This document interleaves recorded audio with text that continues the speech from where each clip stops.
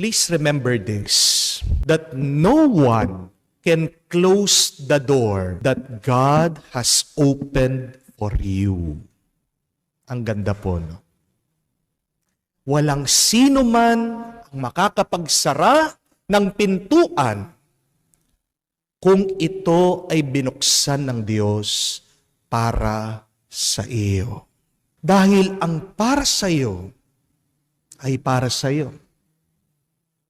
At kahit na anong gawin ng ibang tao para hindi ka makapasok dyan, kahit na magplano sila, kahit na siraan kanila, kahit na pigilan kanila, kung pinlano ng Diyos na ang pintong yan ay para sa iyo, walang magagawa ang ibang tao.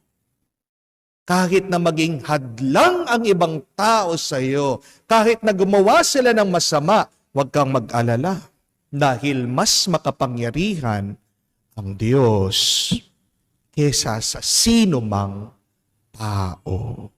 Amen?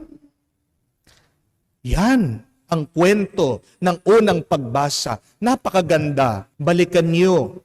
Unawain niyo. Ano ang narinig natin? Dinampot ang mga apostol ng Panginoon. Kinulong sila. Pero nagpadala ng anghel ang Diyos para buksan ang pintuan ng kulungan. Nung kinaumagahan, nabigla ang mga nakakatanda ng bayan, ang mga pare, ang konseho ng Sanhedrin. Aba, pinakulong natin ang mga taong ito. Bakit? Nakalabas na naman, malaya na naman sila. Kasi hindi plano ng Diyos na ang mga apostol ay makulong. Ang plano ng Diyos ay sila ay malaya para ipahayag ang mabuting balita tungkol kay Jesus. Believe that, my dear friends, that someday God will also open your closed door for you. God will bring you to the place where you should be. Where you are now. You are supposed to be there. Amen? Unawain niyo po yun. Kahit na nasaan ka man, plano ng Diyos yan, na dyan ka muna. May ginagawa ang Diyos. Darating ka din, hahantong ka din. Doon sa lugar ng tagumpay. Doon sa lugar na payapa. Doon sa lugar na kung saan ikaw ay masaya at magpapabuti sa iba. Kung wala ka pa doon, maniwala ka, hindi pa panahon para mapunta ka doon sa kalagayan na yun. Pero pag panahon na, walang makakapigil sa iyo. Pag panahon na ng iyong tagumpay, ng iyong kalayaan, ang Diyos mismo siyang gagawa ng paraan para sa iyo. The good news is, God will make a way. Amen? Repeat that every day. Let that be your prayer, your belief. God will make a way for me. God will make a way for my family. Hindi kami hahayaan ng Diyos na mabulok na lang, na makulong na lang, na mapabayaan na lang. May ginagawa ang Diyos. At pag nakarating ka na doon sa lugar ng tagumpay, kahit man merong magplano ng masama, hindi ka niya mapapabagsak at mapapababa dahil ang naglagay sa iyo dyan ay ang Diyos. Dahil kung galing sa Diyos, magtatagal. Amen?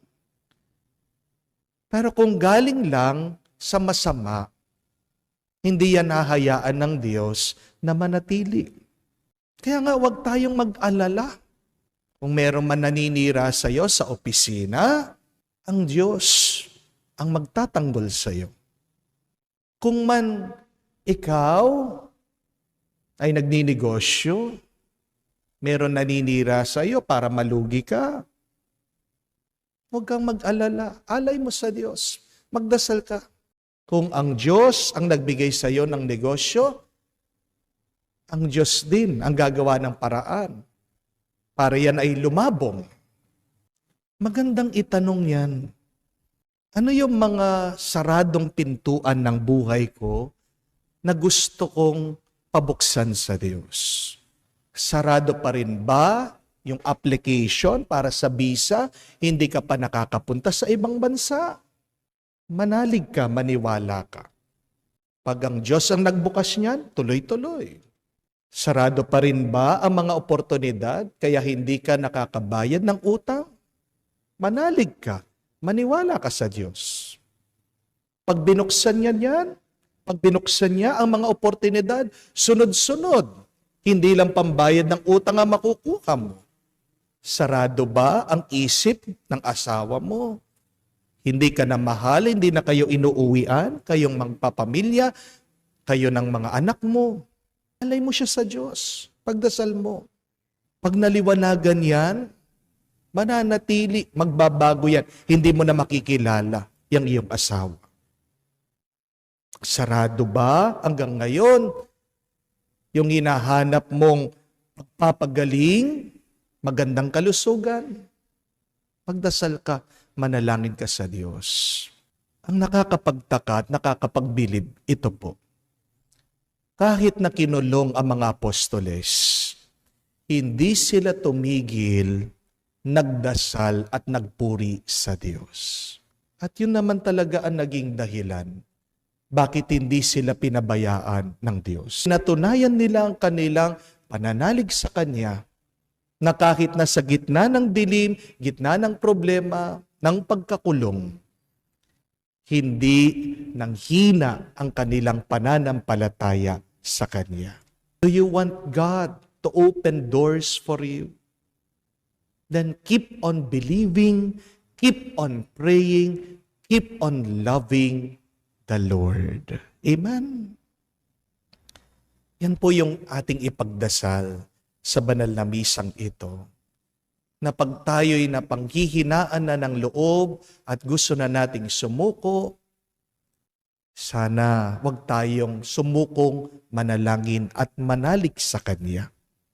At tandaan natin, walang magagawa ang iba na isara ang pintuan na nilaan ng Diyos sa iyo. Pag binuksan niya yan, para sa iyo yan. Kaya palagi kang magpasalamat, palagi kang magpuri sa Diyos, ngayon at magpakailanman. Amen.